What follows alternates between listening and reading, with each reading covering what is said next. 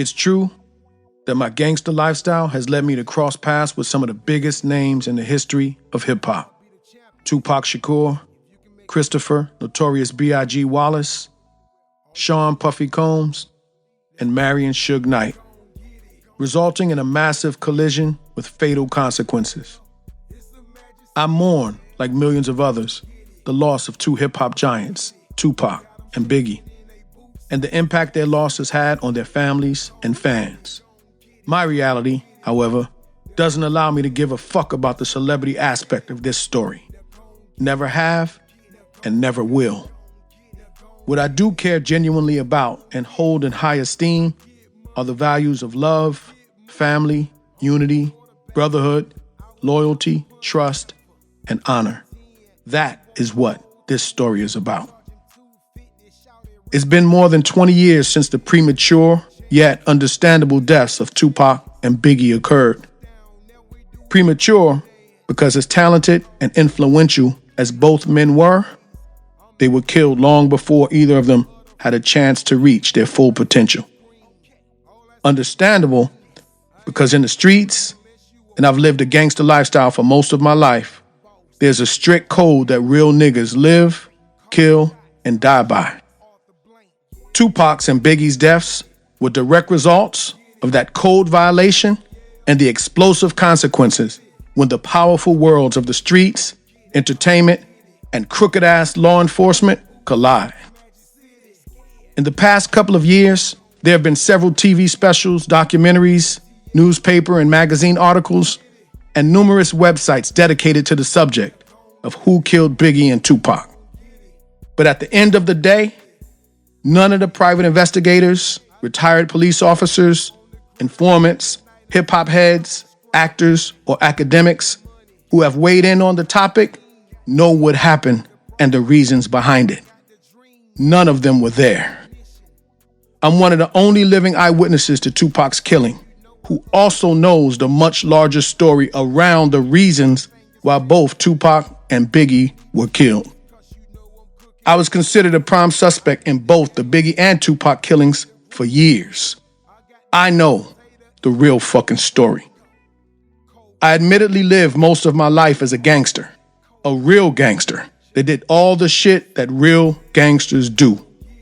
Not the bullshit you see in this generation where everybody faking with all this IG shit. So, I'm not trying to paint myself as a fucking saint. I am well aware that I'm a walking miracle, and I thank my Lord for his love, mercy, and grace. I could very easily be sitting in a federal penitentiary in Terre Haute or Marion, shackled with the death penalty, waiting in misery for my name and number to be called.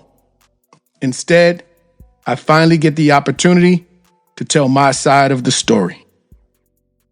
This process has been therapeutic for me because I've been carrying this shit with me for all of these years. People out there who play dirty are putting salt on my name, character, and reputation. Yet I am the only one looking dirty in this shit. People judge and develop opinions based on the bullshit they've heard about me without knowing the full story. They don't know what I was up against. The FBI did me like they did to John Gotti, and they're trying to do Donald Trump. They flipped all the bottom feeders underneath me, then came and got me. But when the police that were involved with this case tell their stories, they protect everybody else's identities except mine. The most challenging part about telling this story is that some of the guys who ended up betraying me were the closest friends I had on earth. In fact, some were even members of my own family. I tell my story with utmost confidence because, as Winston Churchill once said, the truth is incontrovertible.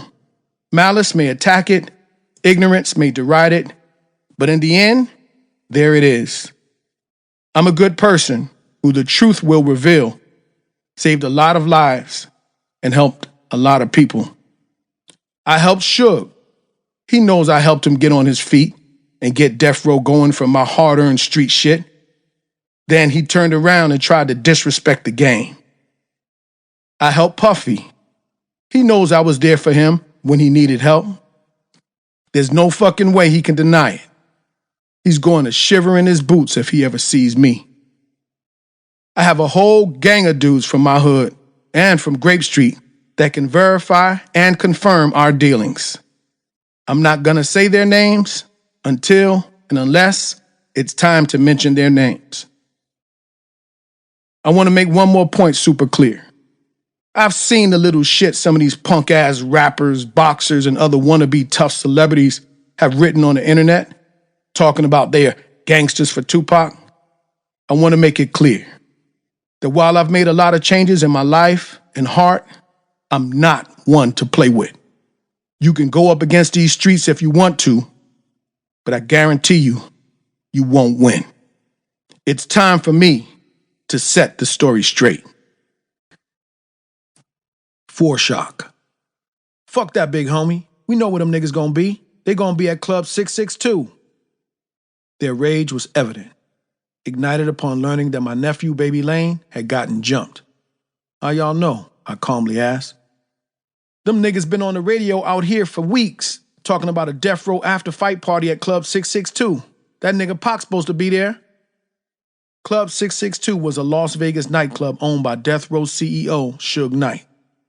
The intelligence was from reliable sources, as some of the younger homies from our set had been stationed in Vegas selling dope, a satellite operation of sorts. All right, homies, I commanded. That's where we're going then. Club 662. As we headed to our vehicles. Southside had not gone down to Vegas thinking about marrying Suge Knight or Tupac Shakur. We were out there to do what we had been doing in Vegas for years. Eat, drink, and be merry. When conversations would come up about $1 million bounty on the heads of Suge Knight and Tupac Shakur, that was business. But after Tupac, Suge, and them death row niggas jumped on my nephew, Baby Lane, the shit became ominously personal.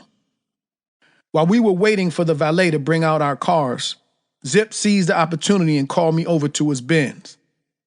Zip was a big-time New York player, pimp, and hustler who used to come out to California to handle his business and kick it with us sometimes.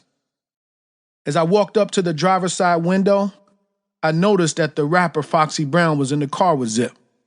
So he instructed her to step out of the car and motioned for me to jump in.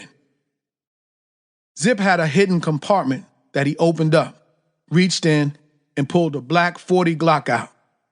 He turned to me and said, "It's time to get the money." Zip handed me the 17-shot pistol, which I promptly put down the back waist of my pants. I hopped out of the car, held the door open for Foxy Brown to get back in, closed the door, and they pulled off.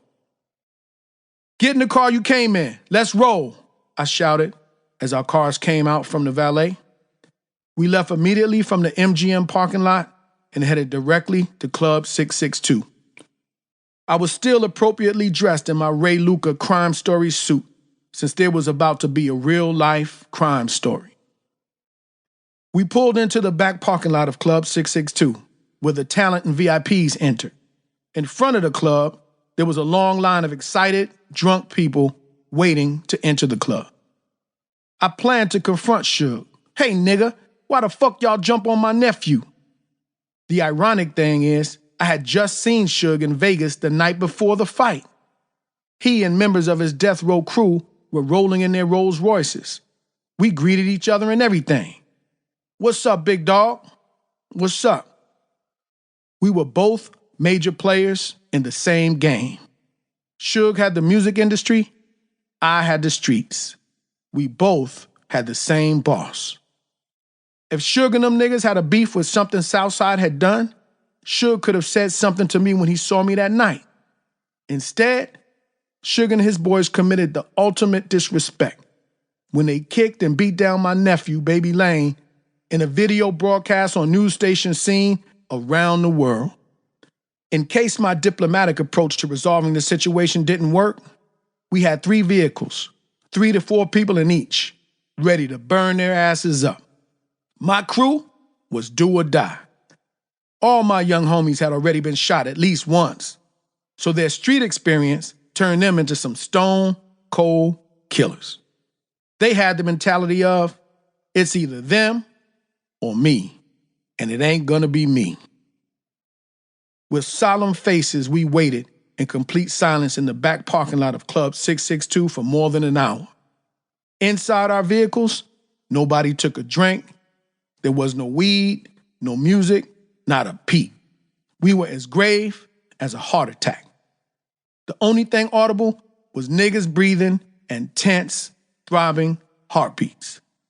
There was no need for words. We all understood why we were there. We waited for an hour and a half, which felt more like 4 hours. I decided for us to get the fuck out of there. I called the homies on their phones. They're taking too damn long. Let's get fucked up. Move out. One by one, the drivers started their engines and slowly crept out of the back parking lot. Lucky for them, they never showed up, because it would have been like Al Capone's Valentine's Day massacre if they had. One thing about our crew, when it was time to handle business, we handled it with the best of them. And when it was time to have fun, we did that too. It's not that we were over what had happened to Baby Lane. It's just we couldn't control when them niggas were going to show up. Waiting so long was stopping us from doing what we had gone to Vegas to do in the first place. Have a good time. Our next destination was the Carriage House, a Las Vegas hotel where we had rented a few rooms as a kickback spot. On the way to the Carriage House, we stopped by the liquor barn to buy some bottles of Dom Perignon Rose, and Cristal. As we were driving to the liquor barn, it became evident that the guys in the van with me were worried that SUGE would get some of his police hitmen to come back and try to kill us if we went after them. "The police do hits for that nigga," one of them said. I remember thinking to myself, y'all shouldn't have jumped y'all punk asses in here if you're scared. Y'all know what we came here to do. C-Ray, who was one of my top salesmen and later became the first one to start snitching on niggas, was in the van with me, along with his cousin Trey and BMF's Big Meech out of Detroit. As we were loading up to leave the liquor barn, I took advantage of the chance to get away from them scary niggas in the van. I jumped in the front passenger seat of the Cadillac because I knew the niggas in the caddy wasn't with that bullshit. I pulled out the Glock that Zip gave me and tossed it in the back seat. Bubble Up did the driving. Baby Lane and Freaky were riding in the back. After our pit stop at the liquor barn, we continued towards the Carriage House. As we were driving, the two vehicles that were with us got caught at the traffic light. We kept rolling. A few blocks down, we were sitting at the light, and who the fuck did we see? The Death Row Caravan hit the corner with TUPAC hanging out of the window of a black luxury BMW waving to his fans. People on the streets were screaming, "Tupac, Tupac, we love you, Tupac." In unison, all of our heads turned. There them motherfuckers go right there. If Pac had not been hanging out of the window, we would have never seen him. "Buster you, Buster you!" Bubble Up busted a U-turn and hit the gutter lane on their asses. As they sat in traffic, we slowly rolled past the long line of luxury cars they had in their caravan. We were on a mission, looking into each one, until we pulled up to the front vehicle and found who we were seeking. Like two rams locking horns, Suge and I looked each other dead in the eye, our eyes locked. The terrified expression on Suge's face read, "Damn, them niggas." No words exchanged. The time for talking had passed. The shit was about to go down. KEEFE is my name. Sugeknight and I are the only living eyewitnesses to what truly happened on September 7, 1996, on the Vegas Strip, between the occupants of our two vehicles. This deadly confrontation would change hip-hop history and my life forever. Contrary to what some may think based on depictions from bullshit-ass TV shows, documentaries, and movies, we were not pants-sagging gangbangers looking for trouble. Far from it. At the time of the incident, I had risen the ranks to become a major shot caller for the notorious Southside Compton Crips. I was running a multi-million-dollar nationwide drug empire. Many of you have heard my name, but you don't know my story. You only know the bullshit that has been written and said about me by police, private investigators, and their punk-ass confidential informants. Fasten your seatbelts. It's my turn. One ironic relationship I had growing up was with the infamous Marion Suge Knight. I've known Suge since I was 9 years old. He and I played Pop Warner football together for the Greater Compton Colts and the Compton Wolves back when we were 11 and 12 years old. He played on the offensive line as the center, and I was the running back and strong safety, the hardest and fastest guy on the team. I earned the nickname The Assassin after Oakland Raider All-Pro safety Jack Tatum. Suge's cousins, Ronald and Donald, also played with us. Both of them played tight end. Almost all of the guys on our team were Crips, except Suge and his cousins. Suge's dad, who was the original Suge, was one of our coaches, and his other man named Billingsley was the head coach. Suge's family owned a diesel truck company, so they were living that middle-class lifestyle, driving nice vans and Cadillacs. When we'd win a game, his dad would invite the team over to their house to swim, eat hot dogs, potato chips, and punch. Suge was my dog. One longtime friend of mine was a guy named Bubble Up. As a young dude, 17 or 18 years old, he was one of the richest young niggas in Compton. When we were back in high school, before the drug game got real big, people used to hijack trucks carrying cigarettes and other merchandise. Bubble Up was one of the best at doing it, catching a truck at least once a month. He had a Mexican fence out in Santa Fe Springs that used to give him $180,000 per truck. I think Bubble Up single-handedly contributed to the creation of the LoJack anti-theft system, because after a while, they started putting LoJacks on them motherfuckers. One of my best friends growing up was Uchi. I've known him since 1965, and we were always together. We didn't go to grade school together, but he lived 2 streets from me. His dad was also a football coach. He was about my size, but was younger than us, so he played with the younger guys.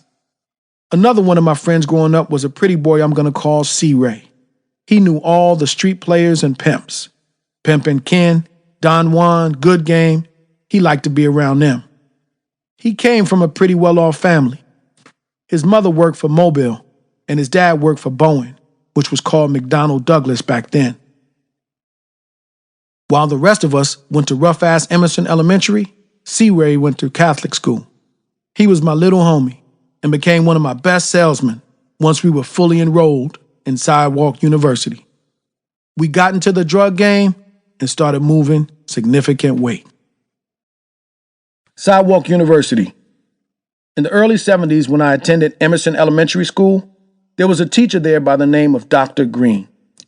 He also worked as an athletic trainer at Compton College.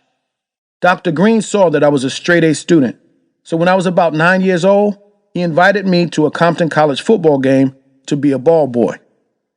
My job was running fresh balls in from the sidelines. Dr. Green also worked with the basketball and baseball teams, so when their season started, I started working with both of those teams as well. Working with the sports teams at Compton College gave me the opportunity to travel throughout the state of California: Ventura, Santa Barbara, Santa Maria, and Fresno. We even went to Hawaii one year. Dr. Green eventually retired, but I continued to go to the college and became the team manager for the football, basketball, and baseball teams. When I was in 10th grade, I participated in UCLA's Upward Bound program that was designed to help students graduate from high school and successfully graduate from college. I was one of their top students. We would stay at UCLA for 9 weeks during the summer and spend random weekends there during the year. As part of the summer program, they would give us a $285 weekly stipend every Friday. The problem was when I would go back home to Compton during the summer. Some of the guys I grew up with had gotten involved in the drug game and were making more than $285 per day. As good as UCLA's Upward Bound program was, it wasn't moving fast enough for me. So I decided to get rolling myself. After 7 years of working at Compton College, first as a ball boy, then as team manager, I finally got the lucky break I needed to get into the game. The drug game, that is. One of my older brothers had already been selling ounces of weed to one of the Compton College baseball coaches named John. I used to deliver the weed to Coach John for my brother, which was definitely not an official part of my managerial duties. One day, John stopped me and said, "Yo, tell your brother I need an ounce." And he handed me $60, the price for an ounce of weed back then. The next day, I showed up at John's office with the package. "Here you go." And I handed him a rolled up brown paper bag. "It's a pleasure doing business with you," I said as I turned to walk out. "Hey, wait a minute. Come back in here and close the door," John shouted. He then opened his desk drawer and pulled out a big plastic bag which contained 4 ounces of powder cocaine. "Hey, big dog, see if y'all can sell this shit." Coach John handed me the bag, and I guess he assumed I would take it home to my brother. Unlike today, where an ounce of powder cocaine is the size of a stamp, back then, powder cocaine was $2,800 an ounce and would fill a sandwich bag. That shit never made it home. I flipped all 4 ounces in one night. A few of the big homies, my brother-in-law from Grape Street, my homeboy Junior, and one of my brothers each bought an ounce from me that night. I was 16 years old and ready to seize my opportunity to get in the drug game and start balling like Kobe, a champ. At 12 years old, I showed up to Pop Warner football practice driving a brand new Seville. Sugeknight's daddy, we called him Big Sug, was like, "Damn, where you get that from?" I had a smile on my face a mile wide. FL was my dog for a long time. He's the one that hooked me up with my Colombian cocaine connection. Boss Man was my first plug, before I established a direct relationship with my Colombian plug. Boss Man's aunt and his cousins are from my neighborhood, and his first cousin is my first cousin. Our two families go all the way back to Texas in the 1930s. My aunt has babies by his uncle, so we're practically cousins. He's a year older than me. The two of us played together since we were 3 or 4 years old. Boss Man was the first significant supplier that allowed me to get on the map. He would give me 20 kilos a week. Bad Boys. My connection to the New York music scene came through one of my East Coast clients, Eric Von Zip Martin. We just called him Zip. I first met Zip back in 1990 or 91 during our annual Southside versus Santana Block street game of baseball. He was the pitcher for the other team, and we started calling him Doc Holliday after the Old West legend because he had a reputation of being a New York street dude. He was an intelligent, laid-back, good dude with a big heart. Zip knew everybody in New York. In fact, Zip is the one who introduced me to Sean Puffy Combs back in 1991 or 92. The two were very close friends. I met a few people from New York through Zip. About a year after our initial meeting, Zip came out to the West Coast and invited a few of us to a party they were having for Puffy at the El Rey Theater. At the time, Puffy was the talent director at Uptown Records, working with Jodeci and Mary J. Blige. About 8 or 9 of us took Zip up on his invitation and went to the party at the El Rey Theater with him. Zip was on the guest list, so he led us into the VIP section. That night, we met Jaleel Green Eyes from Houdini and Busta Rhymes. Zip brought us over to where Puffy was and made the introduction. "These are my folks." We shook hands, and that was it. I could tell the nigga Puffy had a little swag, but he was like a young kid to me. Back then, Puffy was broke, relatively speaking, because his music industry career was just getting started. I was the one with the big paper back then, filling up bathtubs with cases of bottles. They were still drinking that White Lightning, corn liquor from the bootleg houses in New York. I wasn't going for that shit. Stop by the bottle store, nigga. I was popping bottles. I was the one wearing glove-fitting Armani, Versace, Canali, and Brioni suits. I was rich when I met that motherfucker Puffy. I don't blame him, but meeting Puffy has been like a bad dream from which I'm still trying to wake up. I hate that I ever met that son of a bitch. My life has gone backward ever since. After that Vegas shit, the FBI shut me down on my ass. My days turned rainy fucking with Puff. Puff got in touch with me a few months after we met to see about renting one of my 64 lowriders for Usher's first video, Can You Get With It? I charged Puff $2,400 to use the lowrider for one day, sent the car up in the Hollywood area on the tow truck, and had one of my partners stay up there with it. In the video, Usher was dancing on the hood and fucked up the paint, so they had to send me $4,400 to repaint it.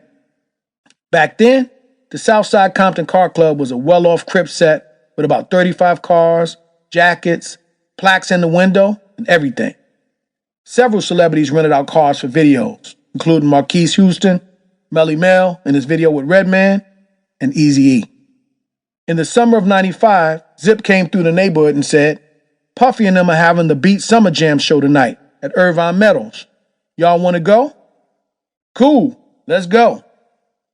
When we arrived at the venue, Zip took us through the VIP entrance where all the talent entered. It was a hell of a show. Tretch opened up, then Jodeci, then Mary J. Blige, then Junior Mafia, Biggie, then Puff, Faith, and Craig Mack. Biggie performed Dangerous, Juicy, and then brought the house down with One More Chance. You definitely got your money's worth at their shows with all the hits they were dropping. Our crew was 20 to 30 deep, and we were all up on the stage, most of us wearing Dallas Cowboys gear, drinking bottles, and smoking weed. The performances took place on a rotating stage, and on one of the rotations, I spotted Suge standing over to one side. Suge appeared to me like he was getting jealous. Biggie had that hot-ass hit, One More Chance, which was the banger of the summer. Suge had Death Row Records, but they didn't have any big hits banging at the time. Out of the corner of my eye, I could see Suge looking at me. Then he gestured for me to come over to speak with him. KEEFE, let me holler at you. What's up, dog? Then Suge asked, man, how you know them? Nigga, the same way I know you. The dope game, that's how I know them. After the show that night, Puff gave an off-the-chain after party where he was the DJ. I didn't know the nigga could DJ like that. Not long after that show, the Source Awards happened. And that's when Suge made the controversial comment. Any artists out there that want to be an artist and stay a star and don't have to worry about the executive producer trying to be all in the videos, all on the records, dancing, come to Death Row. Wu-Tang and them were in the house deep and started booing. The beef was really with Wu-Tang, but I guess Suge seen them Wu-Tang niggas with some grown-ass men, so they went and picked on them youngsters from Junior Mafia. The beef wasn't with Junior Mafia. The niggas from Wu-Tang were the ones giving them a hard time. Soon after Suge's Source Awards comment, Zip came back in town. Zip must have orchestrated with Puff. I'm gonna be with KEEFE and them tonight. Cause Zip's phone rang as we were rolling down Greenleaf, and it was Puffy. He answered, hey, what's up, Puff? Yo, where's your boy KEEFE? I need to talk to him. He right here. Zip passed me his phone. Puffy wants to talk to you. What's up, dog? Man, we're about to do the BET tour. Then he paused. You think it's cool for us to come out there? I was kind of puzzled. Why wouldn't it be? Your boy, big CEO, he's tripping. He was talking about Suge. I didn't know that their two factions were having funk at the time. Something had happened in Atlanta where Big Jake from Campanella Park had gotten shot, supposedly by Wolfie, one of Puffy's bodyguards from New York. Our position was we weren't getting in the middle of that shit. I told Puff, just send me 40 to 50 tickets and we'll be in there deep at all your concerts. And that's what happened. Puffy would give us tickets to be at their Bad Boy West Coast shows. We went everywhere with them fool. We'd meet up with them at the hotel, get the tickets, and go with them. I used to ride in a van with the nigga. Crips were backstage deep at most of those West Coast shows. When Suge had everybody in the music industry intimidated, I knew he was soft and didn't have a heart because I played Pop Warner football with the nigga. We didn't give a fuck about Suge and his crew. To us, they were Rudy Pools. We had been fighting all of our lives. Up until then, Suge was in college hanging around rappers, perhaps punking rappers, but he couldn't punk real street dudes. He wasn't in the streets like that. He wasn't gonna do what real street niggas would do to your ass. The way it would work was Zip would fly out and meet us at different locations. Zip always knew where Puffy was staying because they were close. When it was time to get the tickets, we would meet up with them at the hotel. That year, on Halloween night, Bad Boy had a concert at the Anaheim Pond. I picked Zip up from the Long Beach airport, and about 12 of us went to the hotel where they were staying. When we got to Puffy's suite, Andre Harrell was in there, and there was a room full of Crips.